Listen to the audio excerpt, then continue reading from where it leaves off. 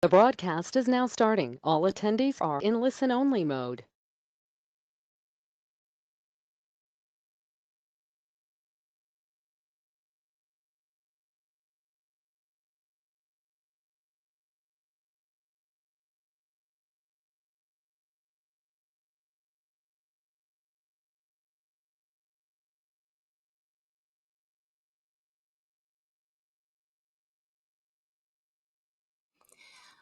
Okay, good morning, everyone. This is the routine weekly briefing for Central North Carolina, covering July 5th through the 10th. We're doing it a day late this week because of the holiday yesterday. My name is Gail Hartfield. I'm a senior forecaster here at the National Weather Service in Raleigh. And we will get started here with our overview. Okay, here is the upcoming weather pattern for Central North Carolina. We've got a busy weather pattern coming up over the next few days. We're in just a particular pattern where we've got a lot of storm systems coming at us from the Midwest in kind of a northwesterly steering flow. So getting a lot of that activity riding over the central mountains and into our region over the next couple days. So we've got a front that's going to be holding north of the area through much of this work week, and that's going to put us in this warm sector with steamy, humid conditions. It will eventually drop through the area late in the week and into next weekend, but until then, we're going to stay in this kind of soupy pattern here. We'll have a high chance of showers and thunderstorms today into the weekend before the chance of rain does finally drop off as we get into the weekend and by Monday. It will stay hot and humid through the week. Highs will be in the 90s for today through Friday each day, and then we'll slip into the 80s for the weekend. Our heat index values are going to peak in the upper 90s to low 100s pretty much every day for the rest of this work week, so through Friday. So that will be of concern. We're not going to cool off that much at night, so that's going to bring about some concern for some heat illnesses, especially for people who are exerting themselves outdoors. So something to keep in mind as well amidst all of the rain chances that we're going to have this week, as we do have the high humidity and the high heat indices. So finally, we've got a slight risk, level 2 out of 5 of severe storms, as well as a marginal risk of excessive rainfall area-wide on Wednesday and Thursday. So those will be our two big days of activity. Here's our precipitation forecast, rainfall forecast for the next 5 days. And you can see the next 5 days there. And then the bottom right is our total 5-day total. You look at the 5-day total and you think, wow, that's an awful lot of rain. And we haven't had a lot over the last month and a half roughly. So we could really use it, and this is great news.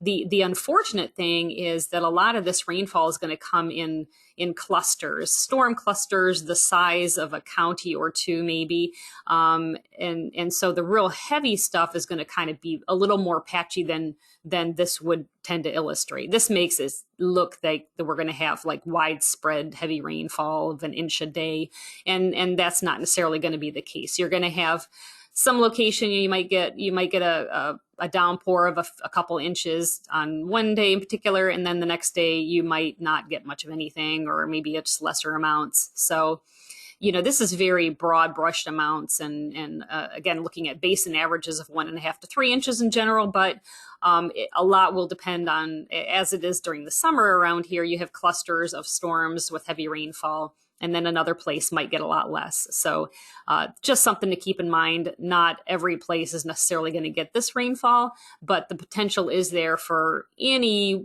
individual person to get a couple to few inches of rainfall. So we are looking at the concern for localized flooding. The more patchwork characteristics of it is the reason why we are not thinking flash flood watch at this time. It's certainly, we're not closing the door to it. It's certainly possible, but it's going to be more spotty to the point where we're not expecting widespread flooding, but definitely localized flooding will be a concern for the next few days. And walking into that, we have our excessive rainfall outlook from the Weather Prediction Center. Not as much today. Most of the focus there for the heavy rainfall will be to the north and west, as you can see in the graphic there. But as we get into Wednesday and Thursday, we start getting into that level 1 out of 4 risk of flash flooding for the entire area as we get into the mid to late week. So something definitely of concern for us. Looking at the severe weather outlooks here for the week, that's also a concern for us. Again, the focus is going to be to the north of us and northwest today. But looking at Wednesday and Thursday, we have a slight risk of severe weather. The main threat of that will be damaging straight line winds, a little bit lesser threat of some large hail. That's really not looking to be that much of a concern right now. But definitely damaging straight line winds. And some of these could be like downburst type of winds where, it's not one big wall of wind that comes at you. It's you happen to be in or near a thunderstorm, and you've got that downburst wind, and that just kind of spreads out from the storm and can cause some damage. So that's kind of the scenario that we're looking at with the next couple of days. So busy weather with severe weather threat, wind, and some heavy rainfall here. Fortunately, I suppose the tropics are quiet for now. We did have Bonnie, which was over the far southern Caribbean Sea, and that actually crossed over Central America, maintained itself, and is now Hurricane Bonnie, same name, in the Eastern Pacific. So we had, of course, short-lived tropical storm Colin a couple of days ago, and that quickly dissipated. So nothing of concern right now. So that's one bright spot in all this busy weather, I suppose. Looking at the 8 to 10 day outlook, courtesy of the Climate Prediction Center, and you see that the really hot temperatures are going to start to be suppressed a little bit to our west and south across the western U.S. and southern states next week. We are looking at not really favoring above or below normal, and we're pretty much at getting close to the hottest time of the year. Our normal highs are across the area, upper 80s to lower 90s. So this is about as hot, the hottest time of year that we're getting into over the next few weeks. So even near normal is going to be a little steamy, but we are looking at above normal indications of above normal rainfall with that. So we could be looking at that usually, if you have above normal precipitation, comes with a little more cloudiness that may cut back on temperatures just a little bit. So anyway, no real indications of extremes one way or the other with that. Here's our the latest drought outlook. We'll have another one issued this week, but this was from last week, but still very dry, especially down east. It's really been hitting the crops pretty hard down there in particular, where there's a severe drought going on there.